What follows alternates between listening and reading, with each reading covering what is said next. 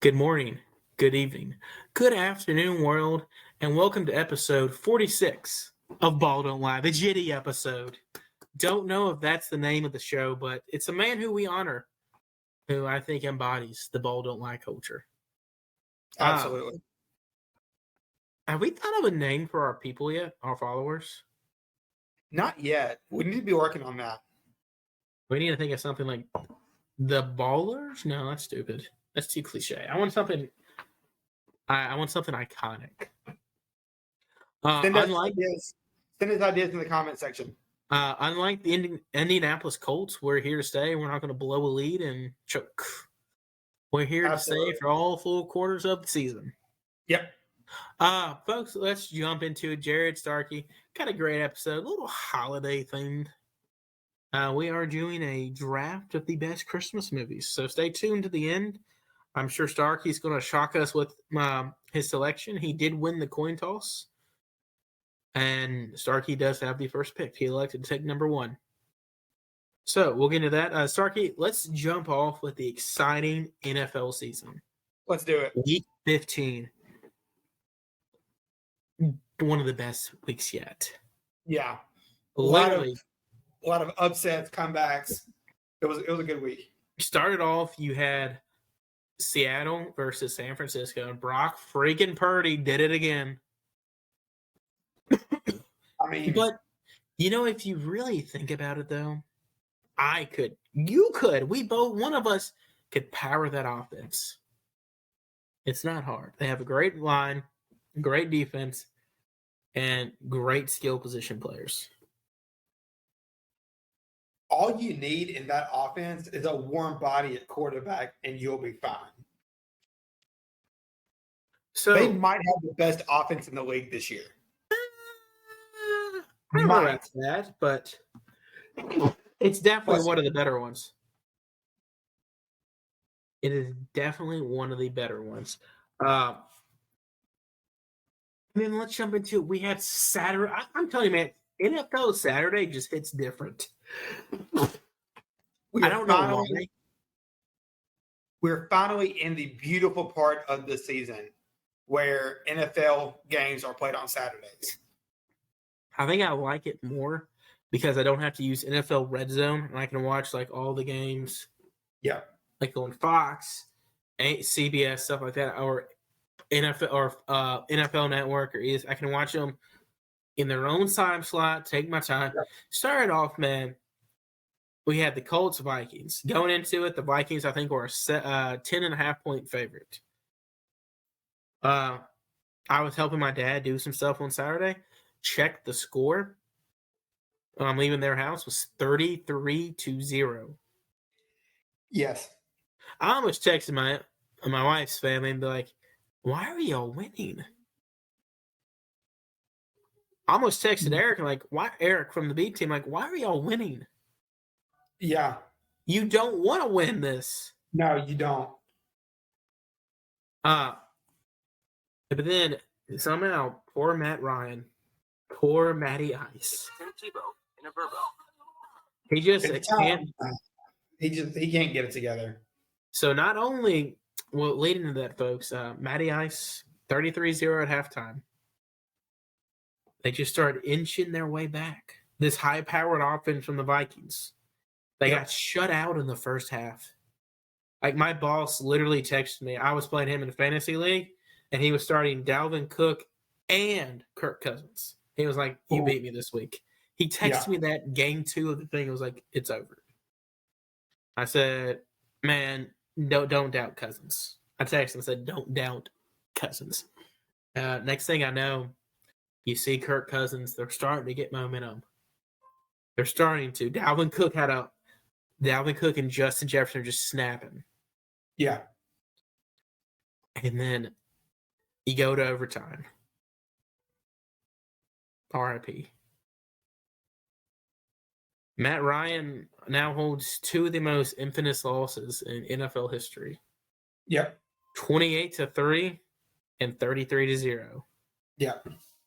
Super Bowl and regular season.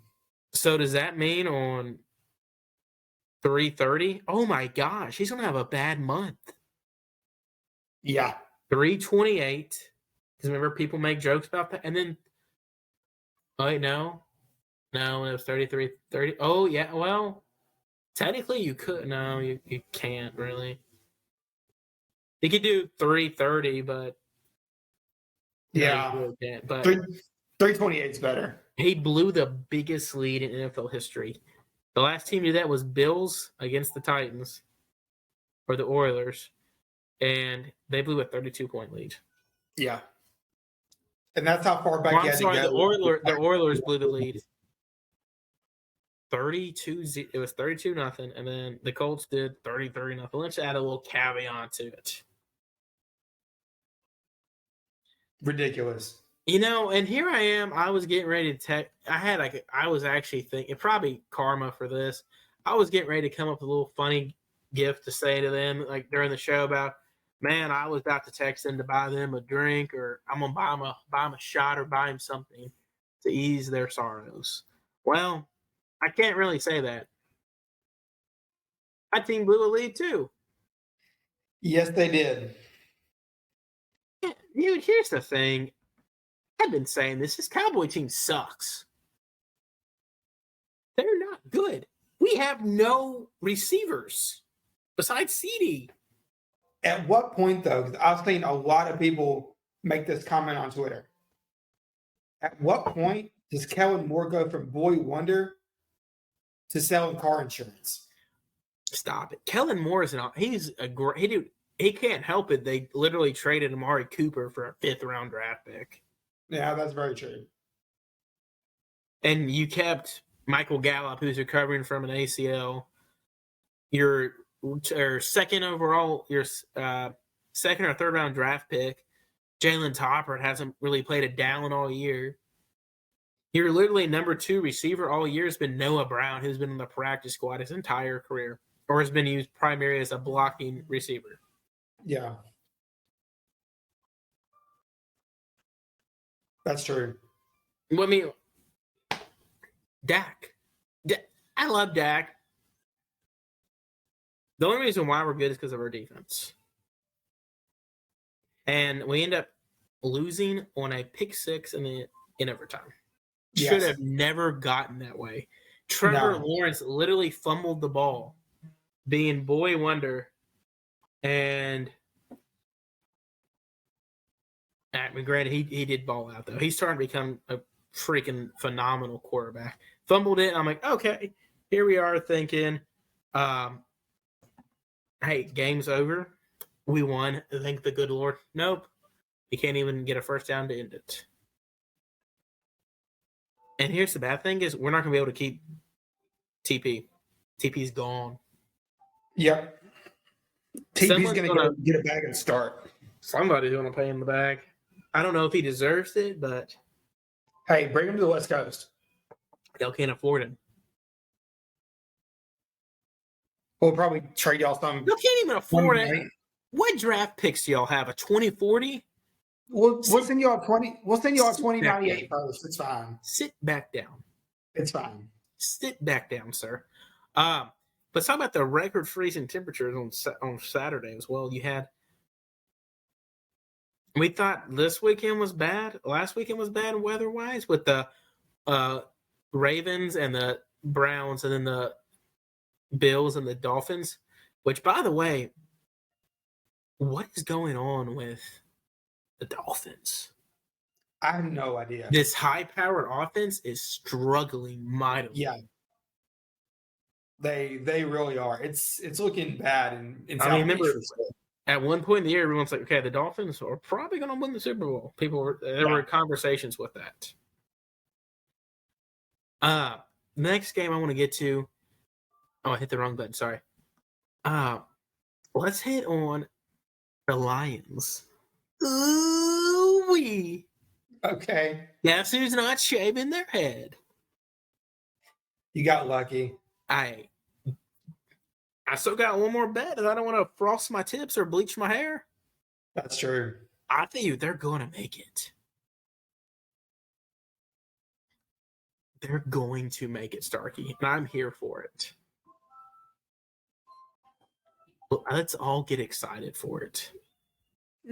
I can't get excited. Starkey, Jared Goff doesn't deserve anything good in his life. how does that make you feel? Like, I mean, I get you won a Super Bowl, but Starkey, last time we won a Super Bowl, I was 3 years old. yeah. I mean, but this guy is literally playing like the quarterback y'all thought he was going to be when you drafted him first overall. Well, at the same time, you have to think about it too. All season, we've been playing behind a high school offensive line. Our all-world receiver went down with some sort of freak ankle injury. We have no running game whatsoever. Because of that high school offensive line, our franchise quarterback can't stay upright. Who's now out for the rest of the season. Our defense, outside of Aaron Donald and Jalen Ramsey, is hit or miss. Jalen Ramsey is showing his age, getting past his prime, getting burned just about every other down. There's no doubt that we're the worst defending champions in history. But it's not all the team's fault. I mean, it is very common for the defending teams not to make the playoffs, but dude, not like this. Not like this. So Jared Goff for the year for I talked about last week, but real fast. Jared Goff has thrown for 3,600 yards, 23 touchdowns, 7 interceptions. Folks, he's 1,000 yards behind his best throwing season of the year. I mean, here's the thing, though. It's not the fact that he's like airing it out all the time. He's making the right reads. Yeah. He's not getting – he's only been – and here's the thing. I've been saying it all year. Detroit's offensive line is actually pretty sneaky good. Yeah. They got Penui Sewell, Decker. They got Frank Ragnall. Their main positions on the line, they've hit on. And I forgot until Sunday that they had Ragnall. Oh, Ragnall's one of the best centers in NFL. But they've hit on their own line positions. They're able to run the ball now, which takes a lot of pressure off Goff. Yep. And here's the thing, too. We said it before, we'll say it again. We love Dan Campbell. Oh. No player on every player on that team would die for that guy. And their defense is, yes, they give up big plays, but, dude, they're making big plays, too. Yeah. And Dan Campbell's not afraid to make a gutsy call. Right. Can we just talk about that that 51-yard touchdown pass on 4th down? That was beautiful. Like, I have to give props. You would think 4th and inches, running up the middle, get the first down, and you can I forget when it happened in the game, but that was absolutely a beautiful play call. Oh no, I agree with you there. I mean, he did it the week before with that the pool Penei Sewell 4th down pass to him. Yeah. So I want to take your thoughts on this team right here. What are your thoughts on the Eagles now with Goff's uncertainty? Because right now he's got a. And here's the thing: everyone forgot. I forgot they had Gardner for a second. They traded a 4th round draft pick for Gardner last year. And hear me out. Let me go through a list of teams real fast, and you tell me who would you rather have as your quarterback there. Okay. Okay, go for it. For Minshew, because I believe in Minshew magic since day one. Since he was at Northwest. Shout out Rangers. Matt Ryan. Gardner. Davis Mills. Gardner. Kyler Murray. Give me Gardner. Yes. Desmond, or not Marcus Mariota. Yeah. Give me Gardner. Well, yeah, he started the most games this year for him. Andy Dalton. Give me Minshew. Yeah, I think. Ryan Tannehill.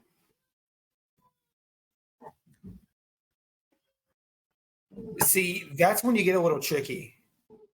If he had, if all of his weapons are healthy, give me Tannehill. Give me Garner. Garner would make that offense look so much better. And hear me out. I coached football, played at a high level, coached it at a high school and middle school level for 2 years, 2 or 3 years. My starting quarterback in middle school and high school, he shouldn't have been the starting quarterback. He should have been the second stringer. You want to know why I made sure he started? Hart? His moxie. I am the biggest believer in moxie. He carries himself high. He believes he can do it. Like Anthony Richardson, for example. He can do everything. He doesn't carry himself like that. Like I want to start a quarterback too. Like I love a guy that has the chip on their shoulders. Mm-hmm. Did you watch Last Chance U season 1, the football one? I don't think so. But it was everyone. Basically, they had a guy who was a backed up Chad Kelly the year before, maybe a 5'10", 5'11" guy, not the uberest athletic guy, but he could make some plays, knew the system. Or John Franklin III, who was one of the fastest guys in the country, could throw the ball a mile. Yep. Do you know who won the quarterback battle? The unathletic guy. Because dude, he carried it. He knew the system, but it's how he carried himself with that team. I'm Moxie too. That's why I love Heineke. Yeah. I am the biggest Heineke and Gardner fan. Gardner should be an NFL starting quarterback. I agree. Because if you look at his stats, I know we get off topic here, and we'll go down that we always end up going down the rabbit hole. And I'm fine with that, honestly. I enjoy going down a couple rabbit holes. Yeah. So his 1 year as a starting quarterback, actually his 2 years, he started his first year. He went 21-6 with 60% completion rate, 91 QBR rating, and threw for 3,200 yards. Okay, the next year he started 9 games for the Jags. He went 1-7 though, 16-5 touchdown ratio, 2,200 yards. But listen to this though. Both seasons, combined seasons, he was sacked 60 times in 2 seasons. Okay? But let me read you his receiving core, okay? DJ Shark. Keelan Cool. Chris Conley. Terry Godwin. Laviska Shenault. That was it. That was his receiving core. That when D.D. Westbrook, it was a bust. Yeah. And then his running back was rookie year James Robinson. His tight end was Tyler Eifert on his last run in the NFL. He did that with that receiving core? Yeah. Started. That's why I'm actually kind of worried about the Cowboys playing them this year without Hurts. And I think they're in good hands with Minshew this weekend. I think they are too. I know a lot of people are freaking stressed because they have Hurts in their fantasy team and they are screwed. Yeah. This that will be down for multiple weeks. Hey, here's the thing. I wouldn't play him until the postseason. You're locked in the playoffs. You're literally risking your Super Bowl. You have a great shot to win the Super Bowl. Shut him down to the playoffs. Shut him down. Let him play the playoffs. Let's run through quick more games real fast. How about the Raiders losing the way they did? I was wondering when we were going to get to this game. I mean, my question is: the Raiders won that game. Was the Patriots play? Was that by design to do the Fumblerooski and just ladder around, or was that just Ramondre Stevenson? I don't think Stevenson knew what he was doing. I think he just blanked out. I think that was just an absolute panic trying to get the ball back to Mac Jones. So are you more mad at Jacoby Myers or are you mad at Ramondre?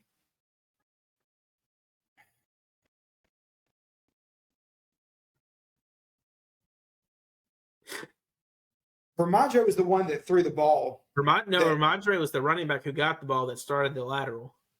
Okay. At that point, he was just doing all he knew to do, which should have never gotten to that spot in the first place, but I'll get back to that. I actually blame the whole thing on Jacoby Myers. I think the best part about that play was just seeing Mac Jones get stiff armed to the ground. Oh, yes. Absolutely. That was hilarious to me. But can we just talk about, for just a second, how one absolute craziest ending to a game I've ever seen. So that day alone, how it should not have even gotten to that point. That was the day we had 2 game-winning plays due to defensive touchdowns. Yes. Jags and the Raiders. Yes. If you were Belichick, 3 seconds left in the game, tied up. Do you take a knee to send it to overtime, or do you put the ball in Mac Jones' hands? I mean, I take a knee to overtime. Yeah, thank you. I think they were just hoping maybe they get catch them all lucky and they just get a shot and they literally just pray for a miracle. But my thing is, why hand the ball off at that point? Like, if you're going to take a shot to the end zone, why give it to your running back? Because you didn't want to waste I really don't know. That's a good question. I don't understand. And then 2 more games, and this one should worry you. The Bengals won again. Yes. Right now, the Bengals have won 1, 2, 3, 4, 5, 6 games in a row. They are getting hot at the right moment, just like last year's team. They're getting everyone back. And let me tell you what, you need to be worried. Yeah. Joe Cool is talking himself into the MVP race.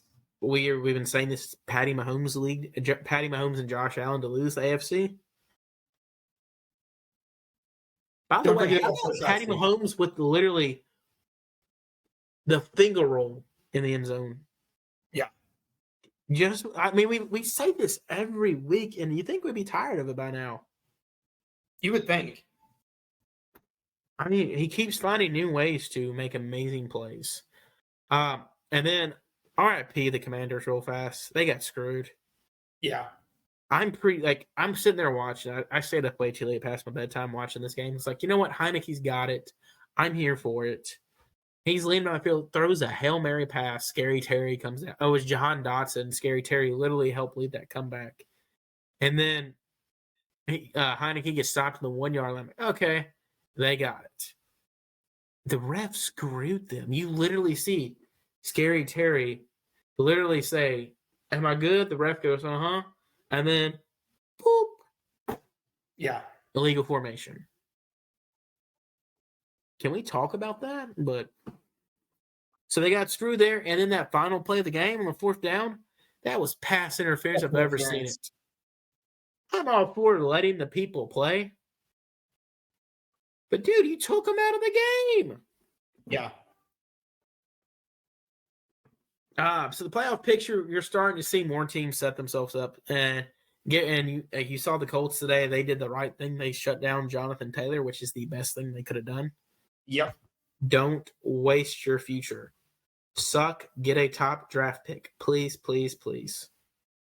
Talking to Eric of the B Team podcast earlier this week about this after the whole Matt Ryan debacle, and he said, "Send him Bryce Young." Well, they won't get him because Bryce Young's going 1 and they are at 6. Real fast, just some temperatures for this week's game before we enter NFL. The current estimate for real feel-like temperatures at games, Bills at Bears is -11. Seahawks at Chiefs, -6 degrees. Saints at Browns, -9. Texans at Titans, 5 degrees. Falcons at Ravens, 7 degrees. And Raiders at Steelers, -4 degrees. I'm gonna be honest. I'd be at one of the, if I had the chance, I'd go to a game. Absolutely not. My goal in life is to go to the frozen tundra and go to Lambeau Field and sit at a game in December. I don't know why, but that's a goal in my life. I'm content to watch it from my house. Because my dad has literally said this. He's been all over the world. He's been in Alaska and Canada when it's in the negatives. Once you get past like 20 degrees, cold is cold. Or I know it was no, I'm sorry. It's once you get past 0 degrees, he goes, it feels the same. That's true. And this is a man that literally walked out of an airport in Juneau, Alaska one time. It was -25. The real feel, -25. Yeah, no thanks. I'm super straight on that. Hey, man, I'd be at a game in a heartbeat. Absolutely. Two very different people. So let's jump into college basketball real fast. We actually have, as we speak right now, Mississippi State, their undefeated season has come to an end. RIP. They lost to Drake. Ouch. Arkansas, we beat Bradley on Saturday, but rumor has it that Nick Smith Jr. is done for the year. Apparently, he either hurt his ankle or knee. They have neither confirmed nor denied it yet, per my source on Hog Sports. They're waiting for an answer, but they were supposed to release it today. They have not released it yet. But so rumor has it Nick Smith may be done for the year with an ankle injury. Memphis. Nick Smith, we hardly knew he. I mean, here's the thing. He'll still go top 5 in the draft. Yeah, for sure. It just kind of breaks my heart because I'm like, I had all expectations for this team to go to be like a Final Four team. Yeah. And with him and Trevon Brazile, we were going to be a top. Well, granted, without Trevon, we still would have been a Final Four team, in my opinion. But without Nick Smith, it's going to be even tougher. Memphis had a great weekend. 4-1 against the SEC. Kendrick Davis, guys. We love you. God bless. And here's the thing. I was listening to Chris Vernon show, and Roser was talking about it. He's like, his mom's like, I love this team. He's like, one of the best team in years. Roser made the comment, and like, after watching the games, you hear it. He said, this team finally has leadership. They have a stepping stool. They have a pecking order, and their people know their roles. And you watch this team, you're like, that actually makes so much freaking sense. Like, our bench guys know, hey, my job is come in here, play defense for 5-10 minutes a game, try to make a couple shots. Everyone, Lomax knows, hey, I'm going to give the ball to KD. Yep. Jane Hardaway knows, don't shoot it. Don't shoot it. It's literally let Kendrick Davis run the offense. And thank you for freeing Jonathan Lawson, Penny. It's about time. Keep it going. Let the Lawson brothers play. News did break today on our boy Ian Grania. What you got? So, I'm hoping I'm good to share this. If not, I apologize in advance to our boy Jason Mines. But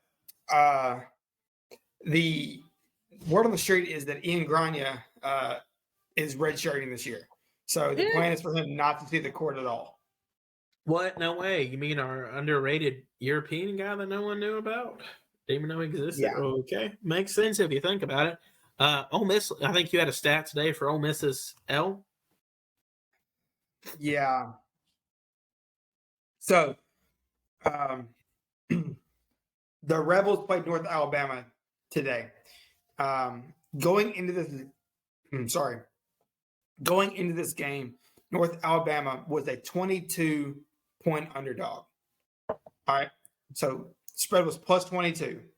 They ended the game 0-26 against the Power 5 and 0-19 against SEC teams all time. And they beat Ole Miss 66-65 in Oxford.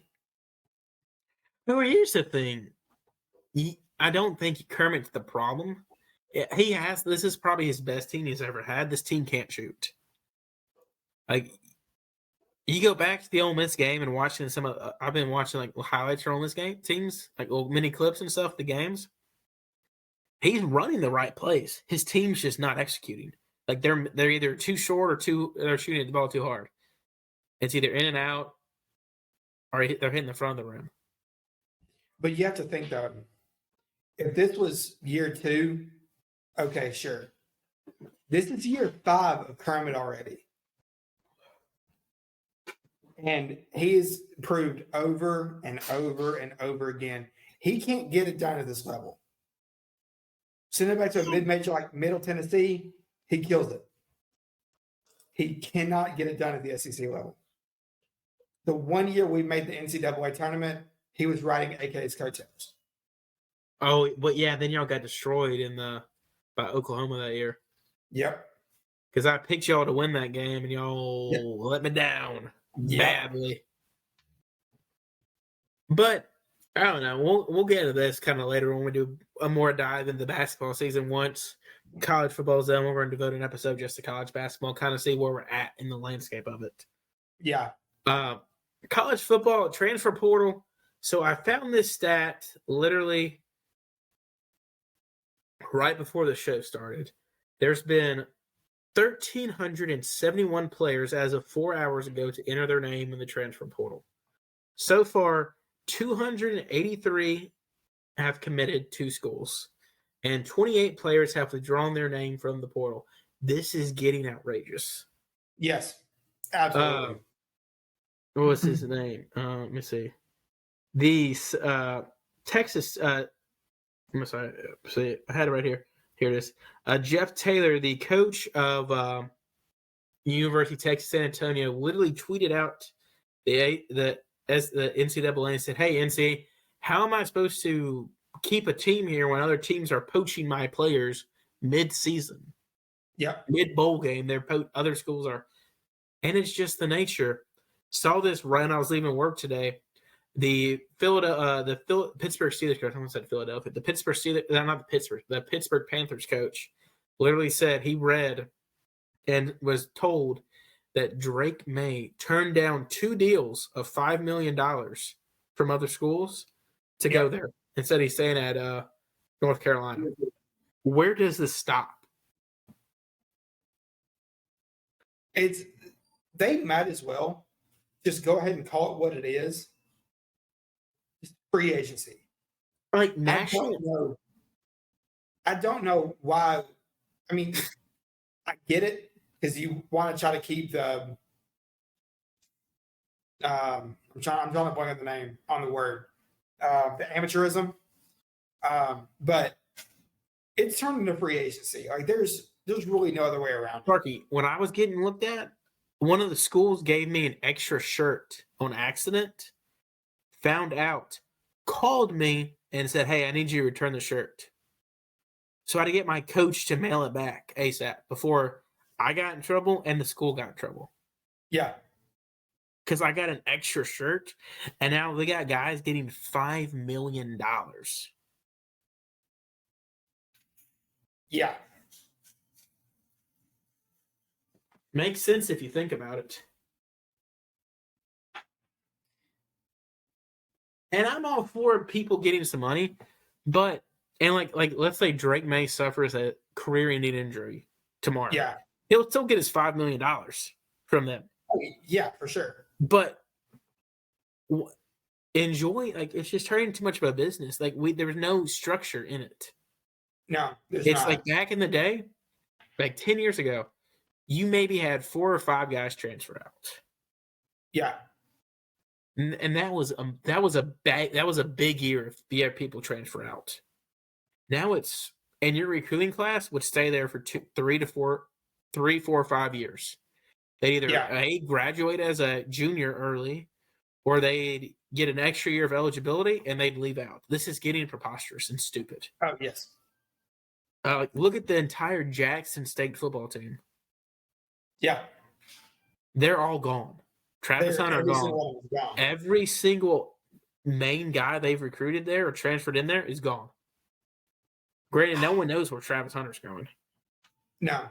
He's got USC, Georgia, Miami, In Colorado. And Colorado. Literally offering him. He'll probably go to Colorado, but it's just like, Jesus. Although, can we just imagine for a second, just for fun, can you imagine Travis Hunter in the USC offense? Imagine on the defense. Yeah. I remember this guy scored an amazing touchdown. Both ways. Dude, did you not see his touchdown pass in the Celebration Bowl? I didn't see the pass.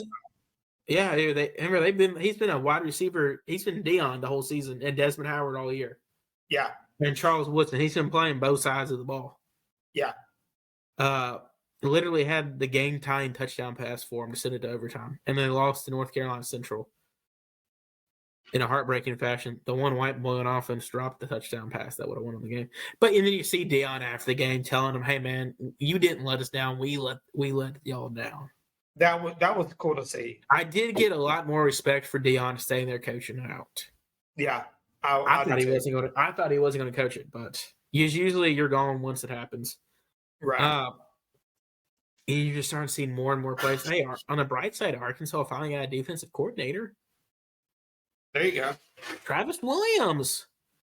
He played at Auburn, coached at Auburn for a little bit, and he was in the DC at UCF. Took us 20 weeks to find one, but woo! And every time I looked, it was, hey, we're getting so-and-so. Oh, no, he backed out on us. Hey, we're getting – no, we didn't even offer him. Apparently, this guy is a heck of a recruiter, so that's the only reason why we hired him. Yeah. Let's jump into our bowl game predictions. Let's do it. So we kind of have I love it, and I'm here for it. I love bowl games. I've been trying to find an article about the bowl game and giveaway stuff, but I haven't been able to find one yet. So we're going to do one up until next week's show. Okay, let's do it. So it's right now tonight. We have the Liberty Flames versus Toledo Rockets in the Boca Raton Bowl. I'm taking the Rockets. I would have taken the Flames until the Freeze news, but yeah, give me Toledo. And then we got the RL Carriers Bowl. Western Kentucky versus South Alabama. Give me the Hilltoppers. See, I want to take the Hilltoppers because, their offense is always going to put up points.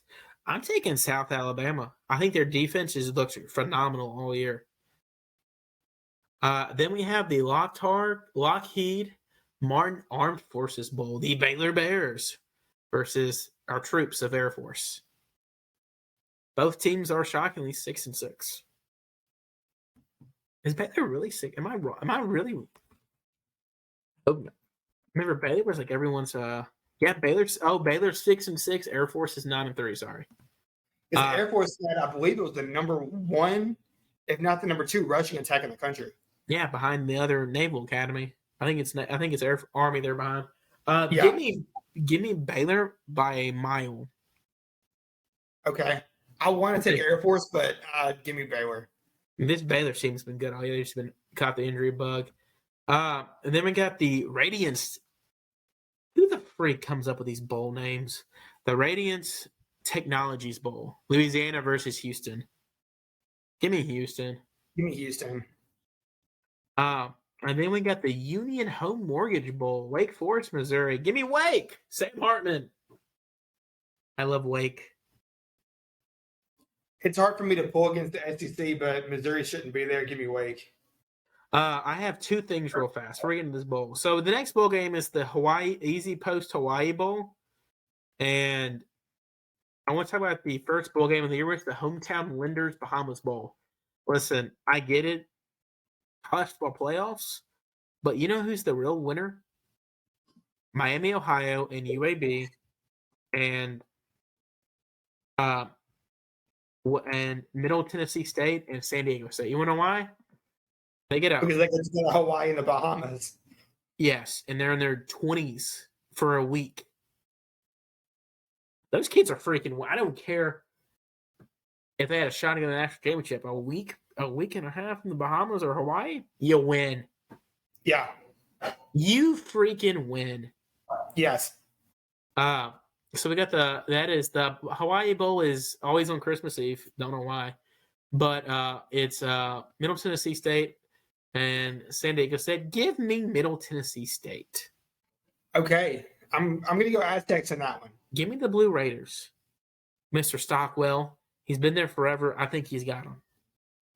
Rumor has it he's finally going to retire this year, or they may fire him, one or the other. So let's shift our focus to basketball, NBA. Before we do that, we have an ad read, folks. We've been saying it for gosh darn 40 episodes now. We say it, we preach it, we mean it, we love him. Folks, Mitchell James of Porch to Patio should be your home inspector for all your home inspecting needs, whether you're buying or selling your home. Call Mitch, y'all. Say it, Starkey. Call Mitch. Please use code BDL for a 15% discount. Once again, I meant to ask if I could go to 25 for this holiday season, but I'm afraid I would get shot down if I said that. So I did not text that. Could have just stopped that sentence with afraid you were going to get shot. I've seen him throw an axe. Not worried. He can throw an axe. It doesn't stick, but granted, that was a rough night for all of us there that night. It took us all about 20 minutes to get it going, but geez, his wife was actually pretty good at it. It's always the women that are good, the great axe throwers, shockingly. Which don't ever cheat. Don't ever make them mad. Don't ever not take out the garbage. The trash, for sure. Yeah. RIP yourself. So I want to start it off with a quote from Hubie Brown. Hubie Brown used to say this all the time. There's 5 games out of the year, and Hubie Brown was one of my favorite. Behind Popovich, he's my favorite coach of all time. There's 5 games out of the year, no matter who you're playing, you're going to win no matter what. And there's 5 games out of the year, like the Grizzlies could be playing the Dream Team, the 96 Bulls, and we'd win. And then along with that, there's 5 games out of the year, no matter who you play, no matter how much prep you do, no matter your X's and O's, no matter what, you're going to lose no matter what. It's not your night. It's the other 72 games that define a team. Yep. You look at it, what happened last Thursday night? What happened, Starkey? My days are running together. I'm trying to. The blowout. That was the Milwaukee. Yes. Beat them by. We were up at 1 point, 50 points. 50 points, yes. 50 points. And the thing is, it's not like Milwaukee was hurt. I read this online like the day after. If you see Memphis up by 50, winning by 41, you think, okay, they sat Middleton. Giannis was out with some ghost injury. They had their G League guys in. No. They were only down 1 player, and it was maybe their 3rd or 4th guy. Middleton was healthy. Giannis was healthy. We just beat him like a redheaded stepchild. I mean, here's the thing. It's like, and Jaren was in foul trouble the whole game. Yeah, he was. You have Roddy. What did I say last week Roddy needed? What was he starting to get? Confidence. Roddy was 7 of 13 from the field. Granted, he was 1 of 6 from 3. But, dude, he's getting that confidence in him. I need to publicly apologize to Roddy. Because from the beginning, on draft night, I think a lot of people are like, what are we doing here? We already have Dylan Brooks. What's going on here? I think we all were like that. But now he's starting to show why we drafted him, and 2, that he's going to end up being the better rookie than Jake Arabia. Easy. Shut your mouth. Okay, Roddy is the most NBA ready right now, but Laravia has a higher ceiling just because Laravia is a scorer. I said better rookie. Well, easy. Don't diss Jake. We love Jake for the culture. So that night, our starter that played the most was Ja, 26 minutes. Yeah. DB played 21. Adams played 21. Jaron only played, what was it? Jaron only played 13 minutes. That says he was in foul trouble the whole game. And Johnny Conchar played 17 minutes. Ja only played 26 at the triple-double. By the way, Ja Morant now moved to the second quickest triple-double in NBA history. Starkey, who has the fastest triple-double in NBA history? Ooh, that's a good question. You know this player, too. Just because he's had so many, I'm going to say Westbrook. Nope. I'll give you one more guess, and I'll give you a hint. He is playing right now. Okay. So right there to me, if I were you, there's 4 names I would be going to. I'm going to say Kevin Durant. Ooh, he was not in my 4. Okay. Do you get one more guess?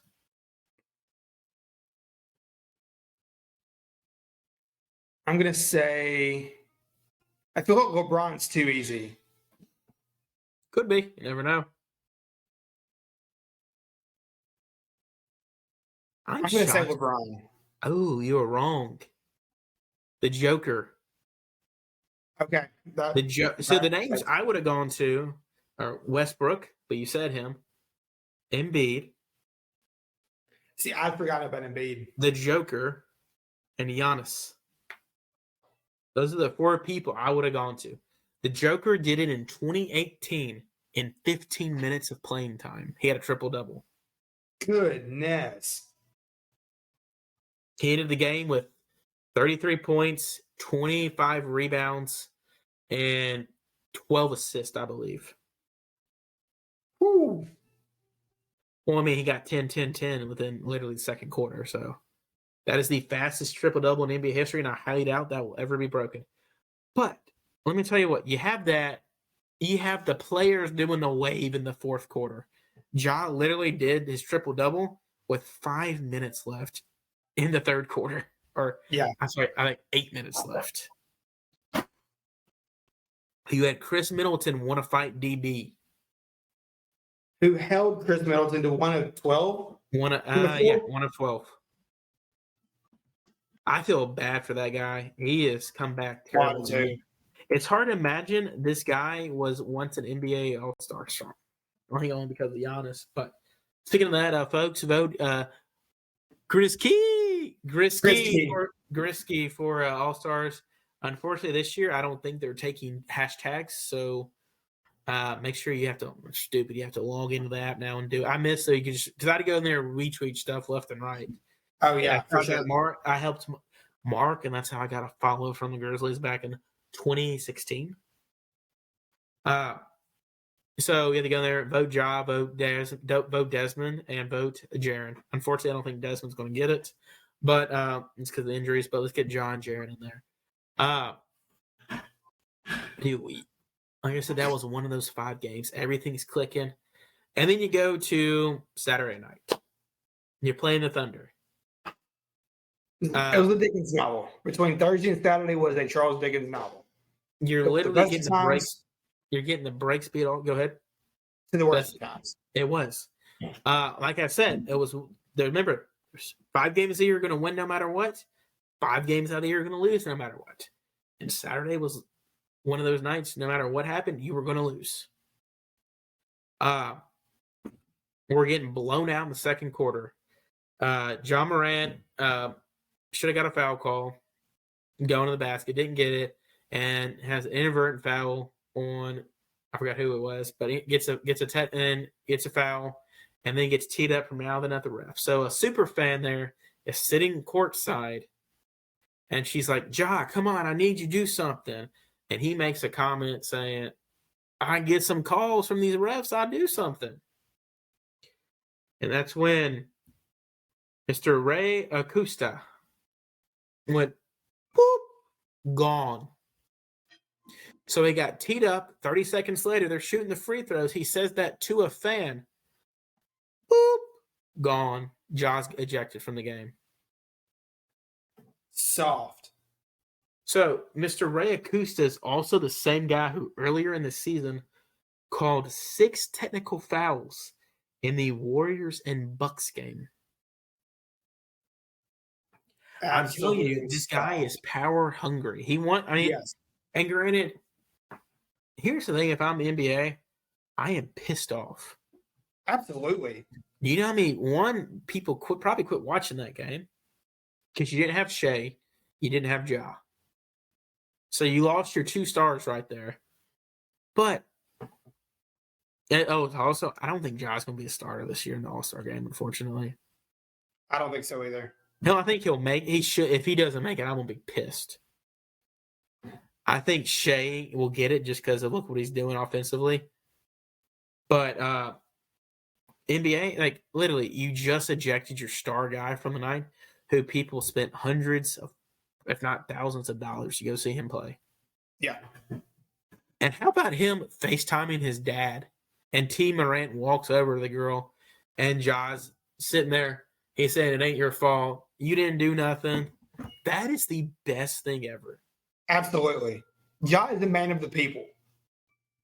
So, honestly, when I first saw it, I was like half asleep when I watched it.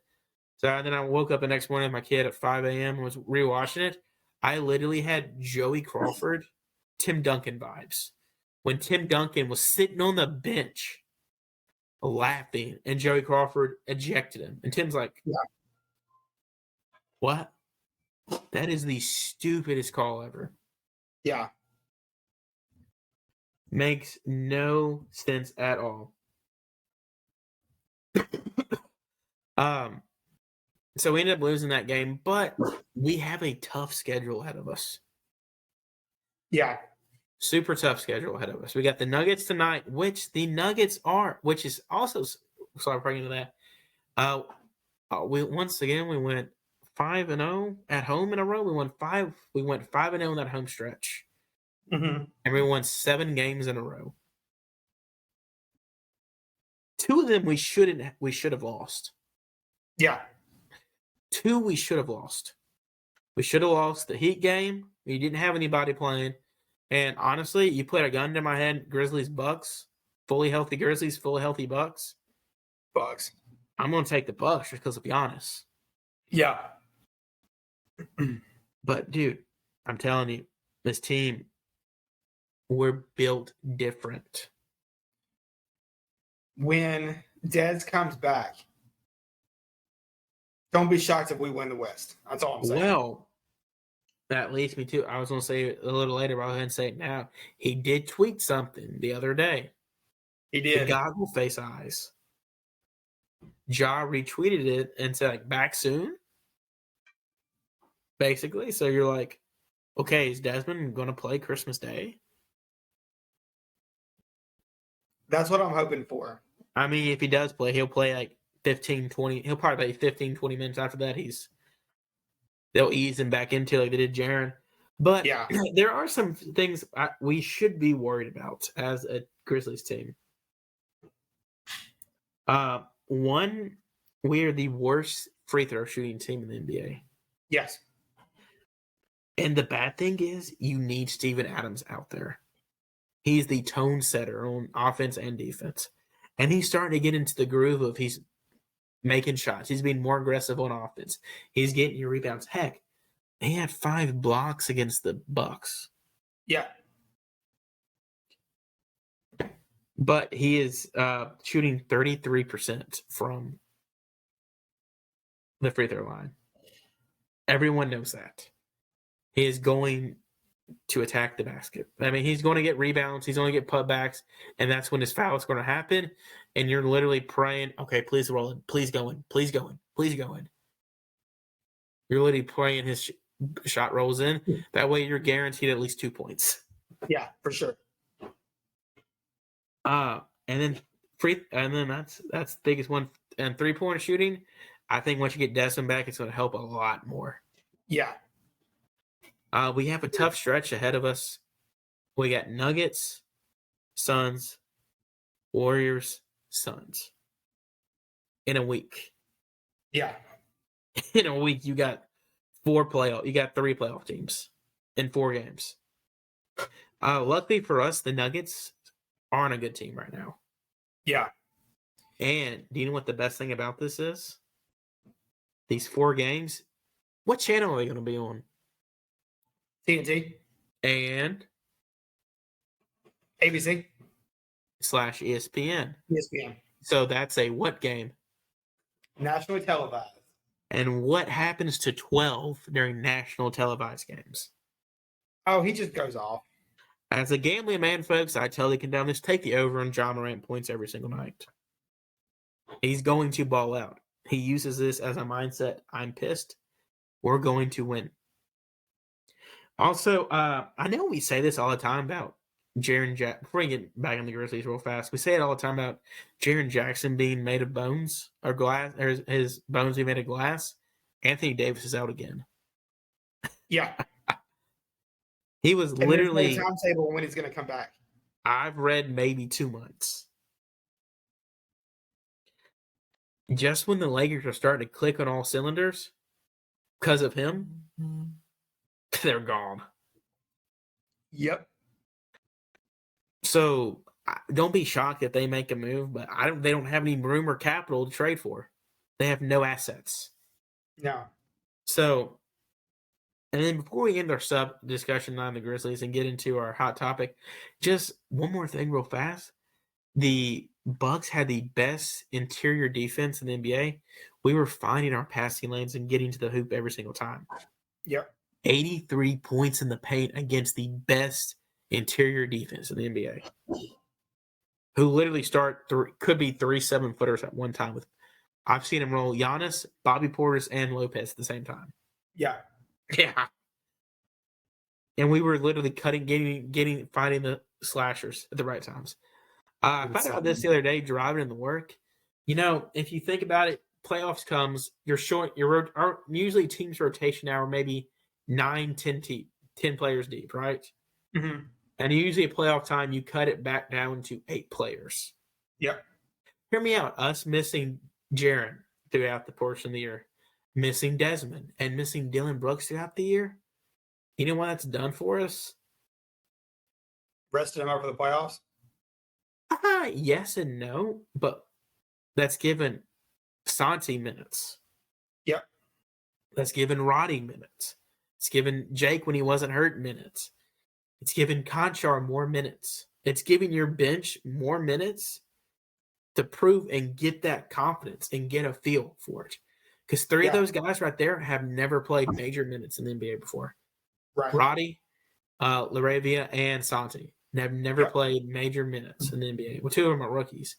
But you're getting that confidence for it come playoff time when all the lights are on them. That's why Z looked so good in the playoffs last year. He had that experience throughout the year with DB being hurt. He had that confidence. And hear me out, most teams cut it down to 8-man rotation, maybe 9. You're Memphis. It's going to be hard to cut that. Yeah.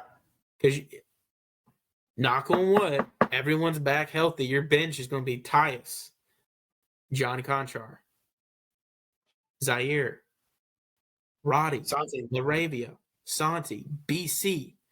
Yeah. Those are all guys that you're expecting to get minutes throughout the major year and going into the playoffs.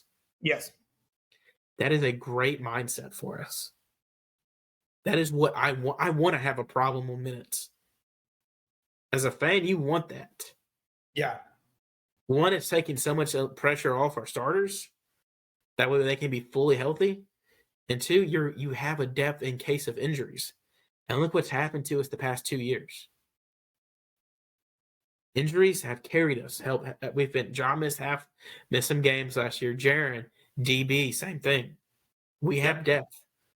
There's never an issue with depth. What was I going to say? Oh, real fast. I know I have to apologize. I think Starkey will say this too. I've said it to Eric too. Are we on board Dylan Brooks coming back? I mean, right now, per numerous sites, he is per their little defensive player of the year ranking award. Majority, he is the median for 3. If, big, massive if, okay? If when Dez comes back, he can stay in this role. Don't take that many shots.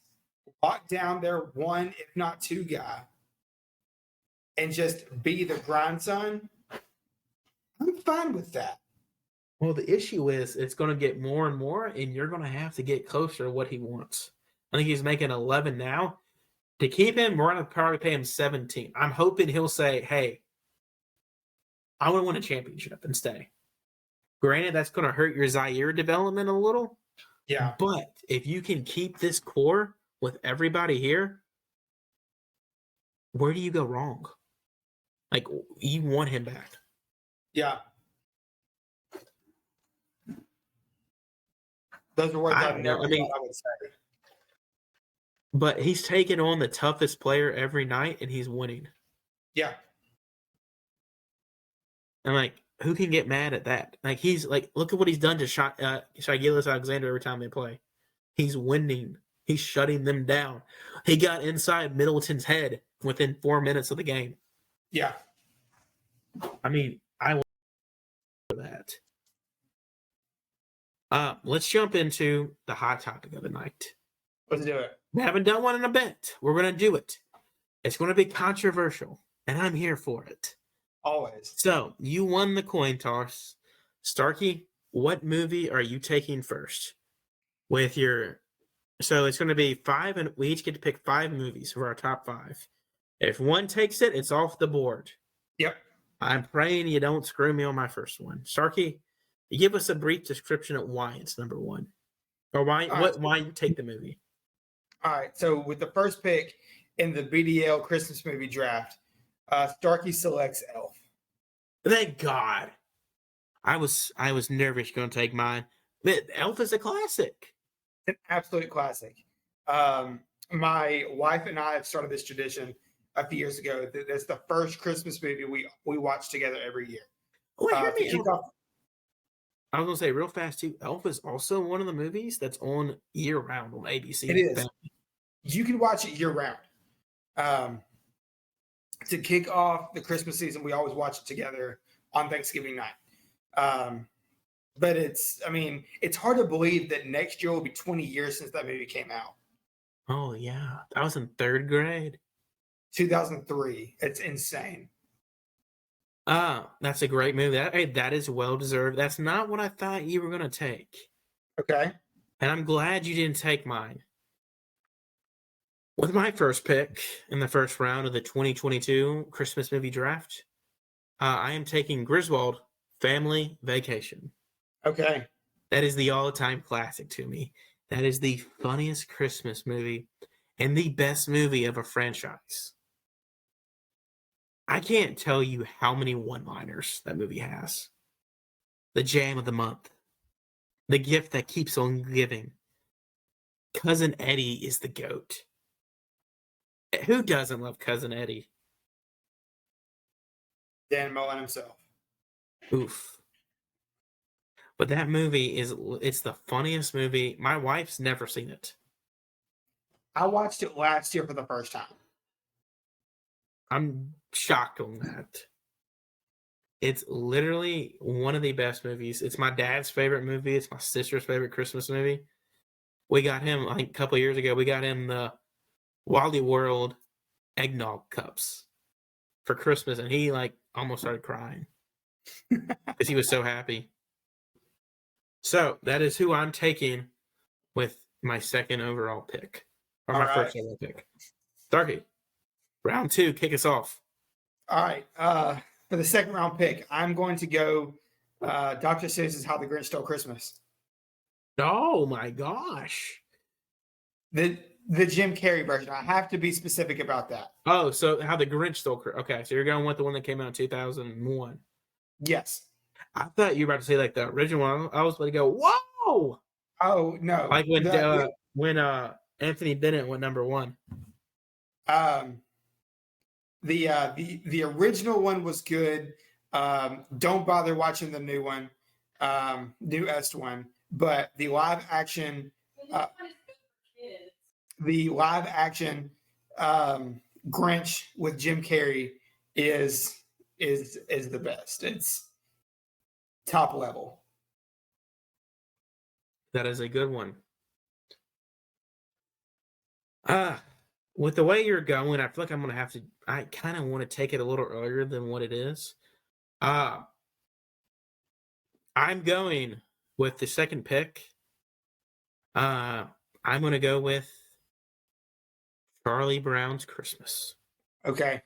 Peanuts classic. It is a classic movie that teaches you life lessons. It does.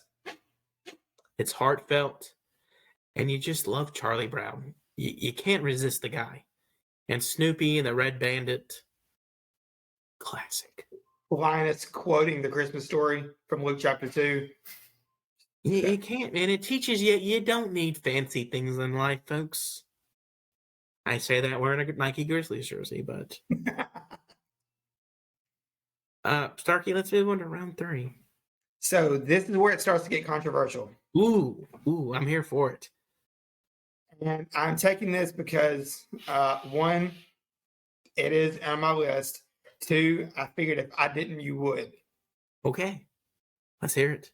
The third round, third pick. I'm taking Die Hard.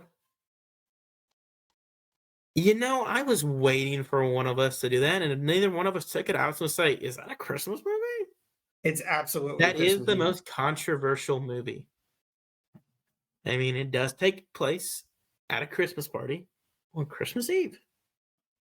No. My wife is giving me the death stare right now. You know, I agree with you, and I think that is a great selection at 3. That is not controversial. I love that pick. I was actually going to probably take that with my last pick if it was still there. With my third pick, I am taking the Santa Claus 2. Oh, okay. That was going to be my next one. You know, they say the sequel isn't always as good as the first one.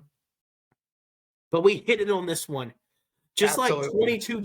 like 22 Jump Street and Anchorman 2. We hit it on the sequel. Rush Hour 2. Maybe. That's a different topic for a different day, but it's okay. Another great movie. You get finally to see more about the Santa Claus life. Yes. And it's funny. You see Nikki grow up. Nikki's troubled. And you have a lot of like little side characters that make the movie funny. Like the Tooth Fairy, Easter Bunny, Mother Nature, the Sandman. It's funny. It's a great movie. And Bernard, God love Bernard. God love Bernard. That's who I'm taking with my third pick. I thought you would have taken him. That's who I almost took it to.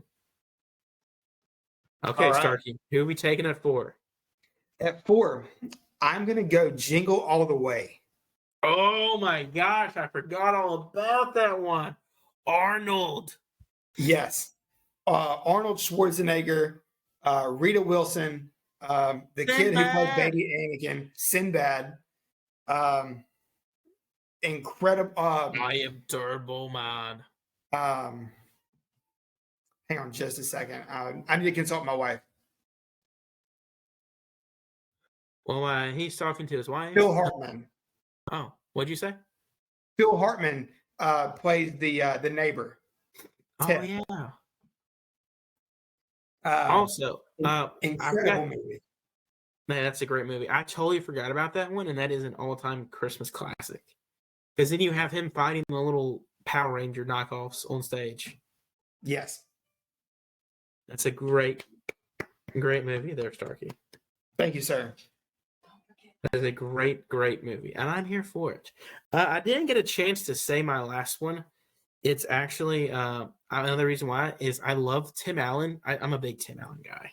Yes, he throws so many one-liners about the ugly Christmas sweaters. That what's his name?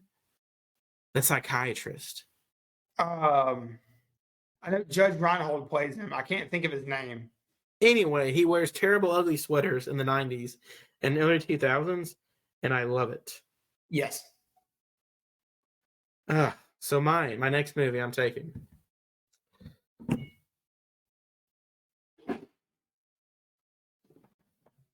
Rudolph the Red-Nosed Reindeer. Okay. All right. Well done. All-time classic, good feel-good story about getting bullied.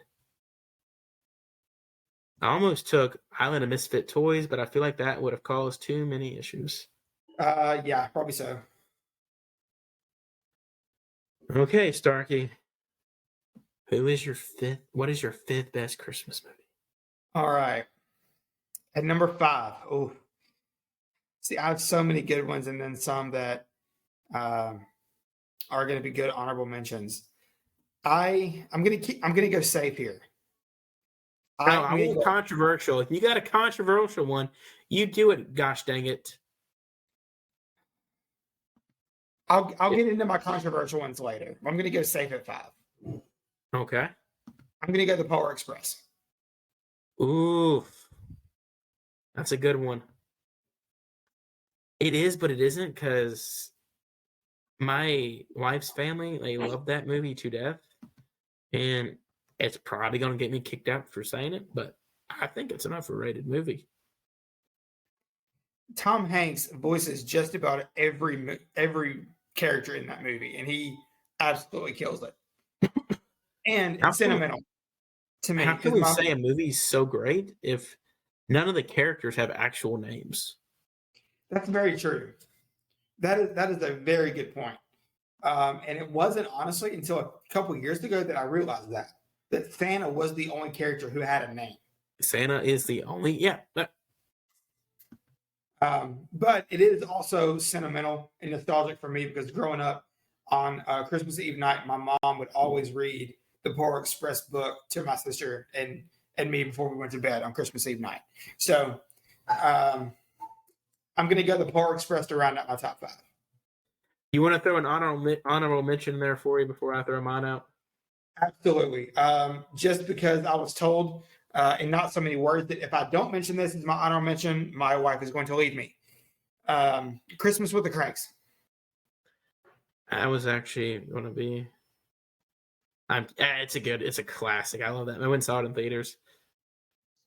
I keep Not going my back and forth. favorite. That's another one. Do you have another one you want to do? Um, yes, I actually have two. One kind of older, one newer. If you're in the mood for a good Netflix original Christmas movie, check out the Christmas Chronicles 1 and 2. Uh, they are good, wholesome Christmas family movies. Kurt Russell plays Santa. Goldie Hawn plays Mrs. Claus in the second one. Uh, very, very underrated Christmas movies. And then my last honorable mention, I don't know if it's, again, one of those that is technically a Christmas movie, but Just Friends with Ryan Reynolds. That was going to be one of my honorable mentions too. All right. I'm That's not just me. going out on a limb. Fred Claus. Okay, see, With my honestly, number you 5. can't. Okay, go for it. That Fred Claus, it's just a one. Vince Vaughn, what's his name? He's an all-time funniest. He hits you with so many one-liners in that movie. That's a classic. Honorable mentions for me were Christmas with the Cranks, love it, all-time classic. Santa Claus 1, Santa Claus 3 sucked. Yeah, Santa Claus 3 is Just awful. Friends, that's a good one too.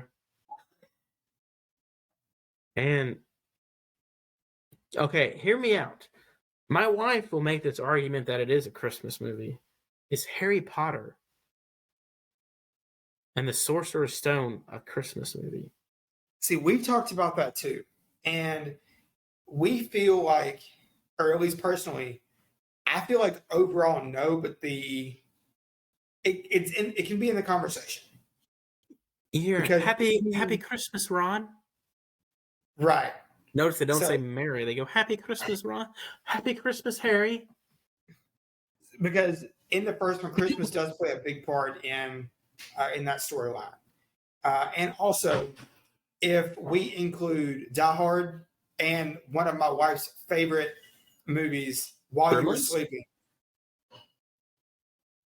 While you were sleeping with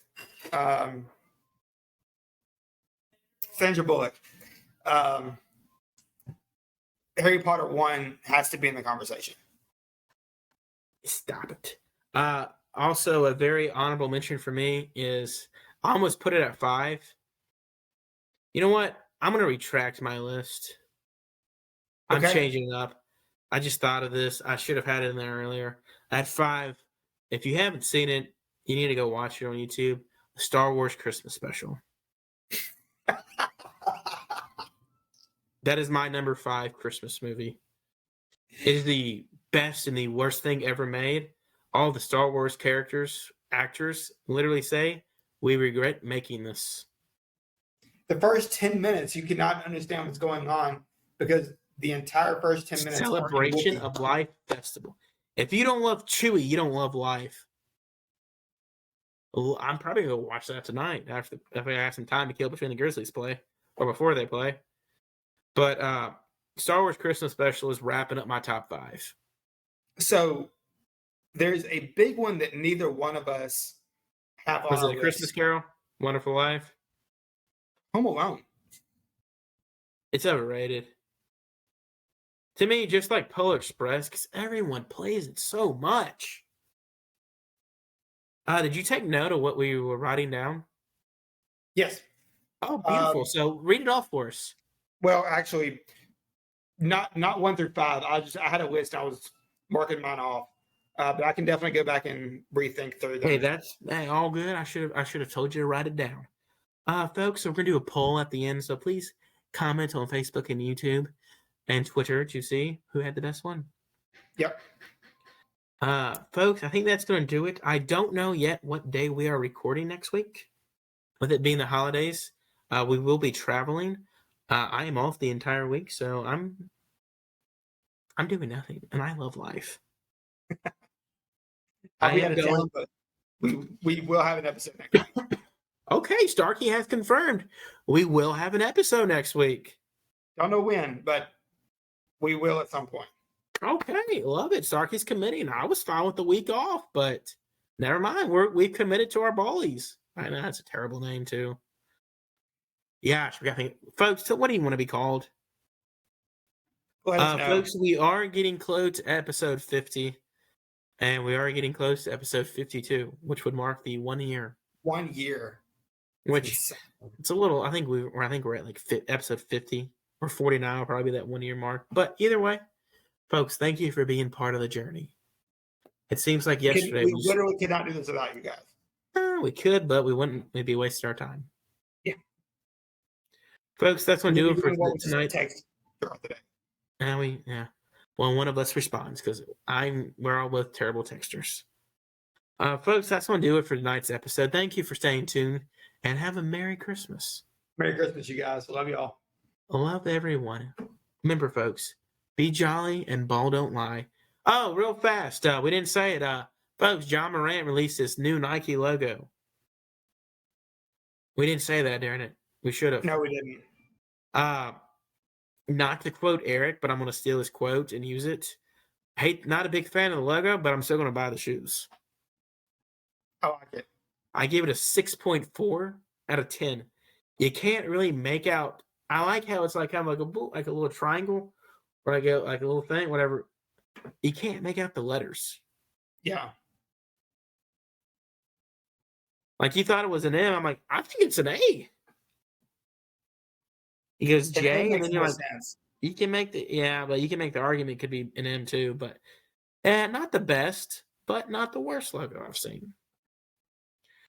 Folks, that's going to do it for tonight's episode. So please be safe. And Winter Storm Elliott is coming through, so be warm. Drip your water. Yes. Check on your plants. Bring your pets inside. Check on your elderly neighbors. Be good people. Bye, everyone. Bye, y'all.